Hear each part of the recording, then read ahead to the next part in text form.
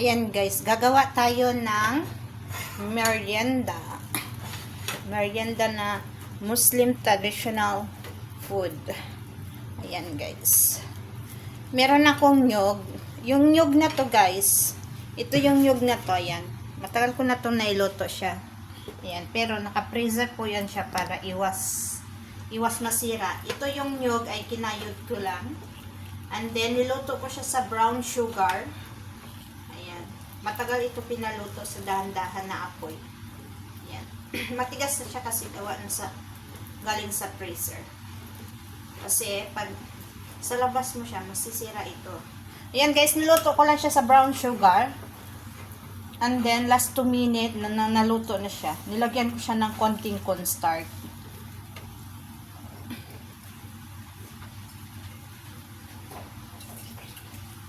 Nalaman ko to sa mga traditional Muslim. Ayan, nilagyan natin ng water konti. Ayan, brown sugar ang ginamit ko dyan guys. Papalanuhin natin siya kasi gawa ng mag-ice na siya. Ayan, habang nag-aantay tayo, gagawa tayo ng pang-wrapping natin dyan.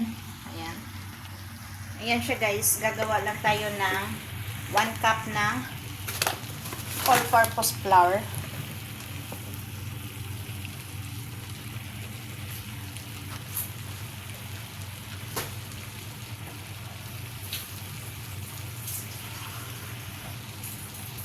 And then, ako na guys mag-chansya ng water. Parang ito pang ano siya, parang ano ba yan, yung lumpia wrapper.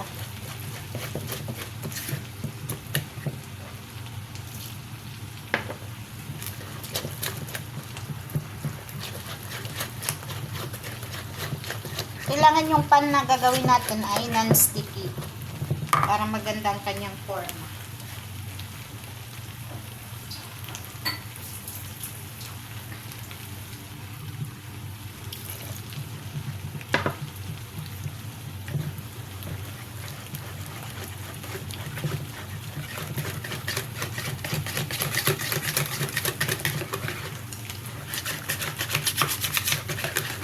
Wala akong nilagay dyan na ibang ingredients guys. Water lang niya at saka flour.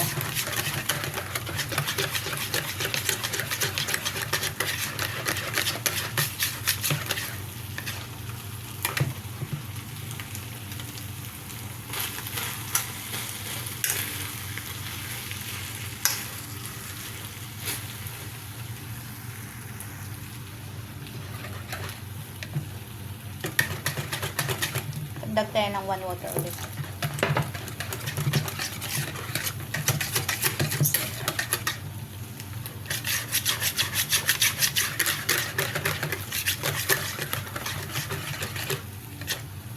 Ayan, pwede na siguro ito guys, itatry natin.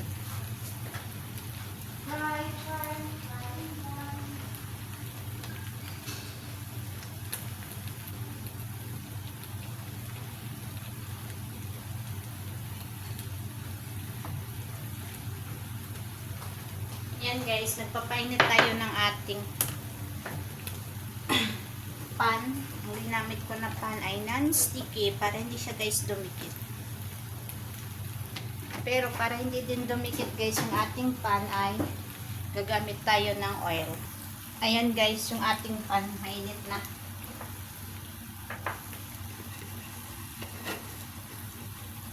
Ayan, ibabrush lang natin ang ating pan ng oil.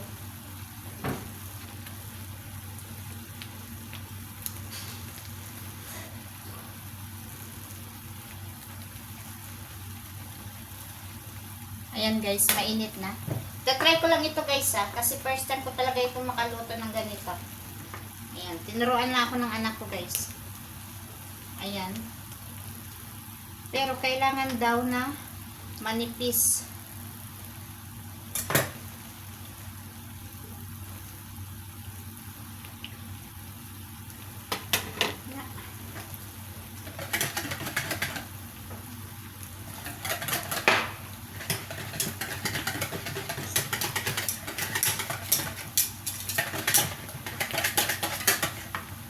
Ayan siya guys.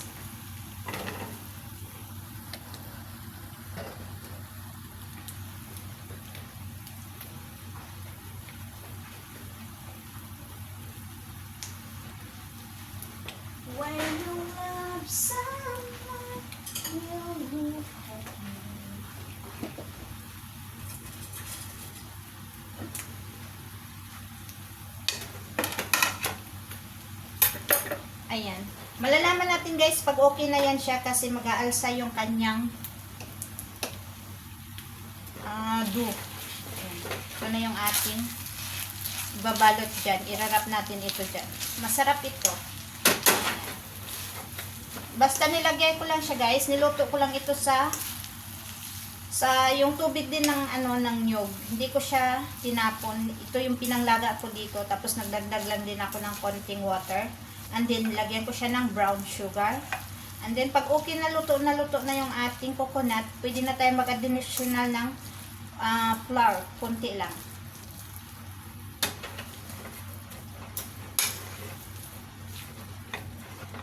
Ayan na guys, okay na. Oh.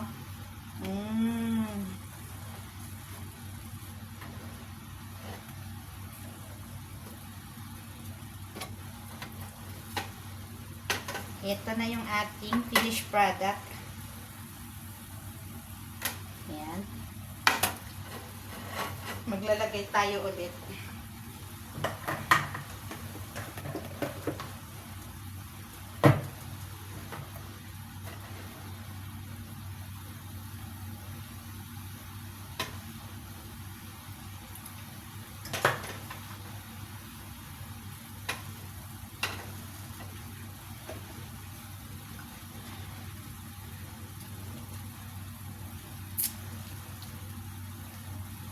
Ganito lang guys yan. Masarap, masarap.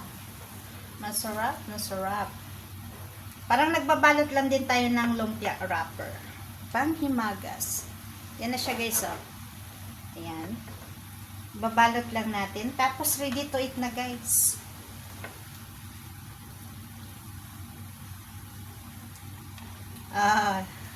Di ba guys? Kakainin natin to. Try ko.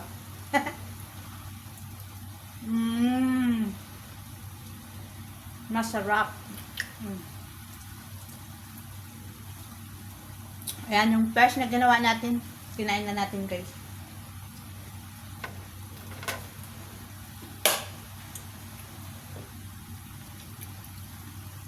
Yan, sa Zamboanga, part ng Mindanao. Ito yung talagang traditional nyo na sweet. Yummy. Ang guys, luto na.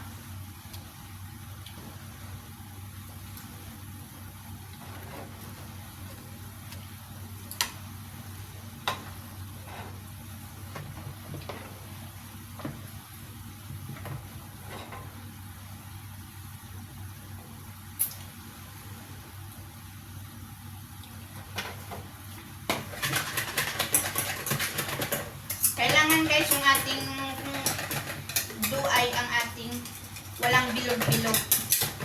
Kailangan yung ating flour ay talagang na tunaw talaga guys sa water.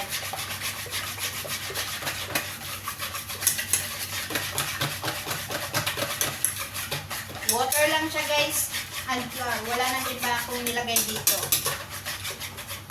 Para siyang pang lumpia wrapper. Ayan. Malalaman na siya pagluto na guys kasi ayan. Pwede na natin dito. Ayan. Kahit hindi na tayo gumamit ng spatula. Ayan.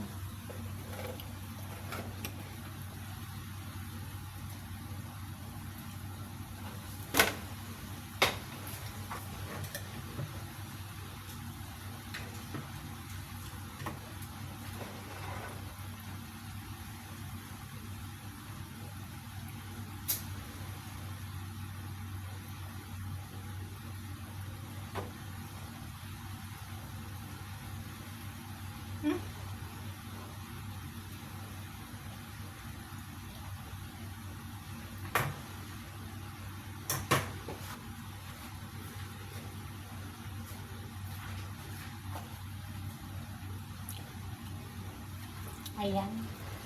Masarap. Masarap. Ayan.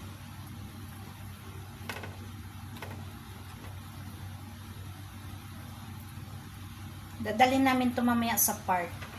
Dahil pagkatapos ng mga mananahi, yan, nag-iikot-ikot kami. Punta kami sa mga, dyan sa may park dito malapit sa amin. Yan, hanggang alas 12. Maglalakad muna kami tapos kakain. Aray, mother.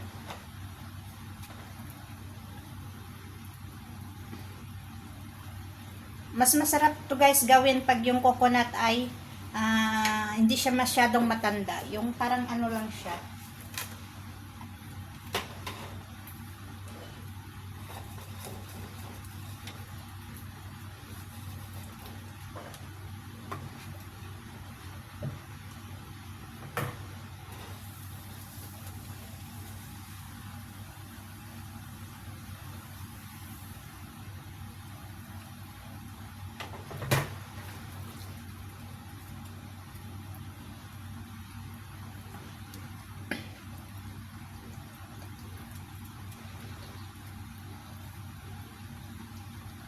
Ayan guys, yummy.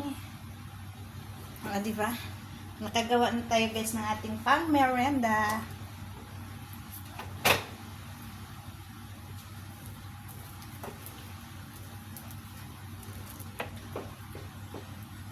Dati guys, mahilig ako gumawa nito pag Ramadan. Pero ngayon, tinatamad lang kasi ako kasi gawa na hindi na wala nang oras. Kulang na sa oras guys. Dati mahilig talaga ako gumawa ng mga sweet, yung mga Filipino sweet food.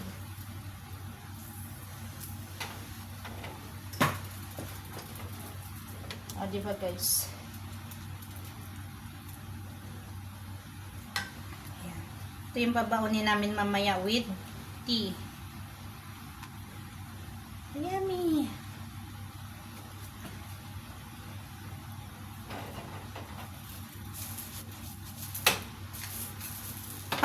Galing, galing, galing.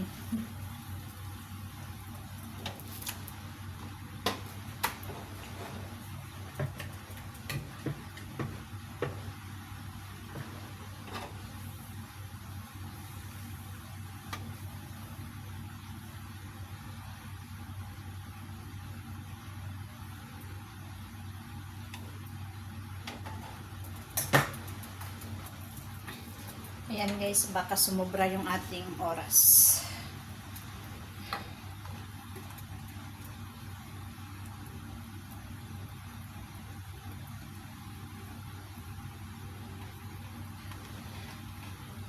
Yummy!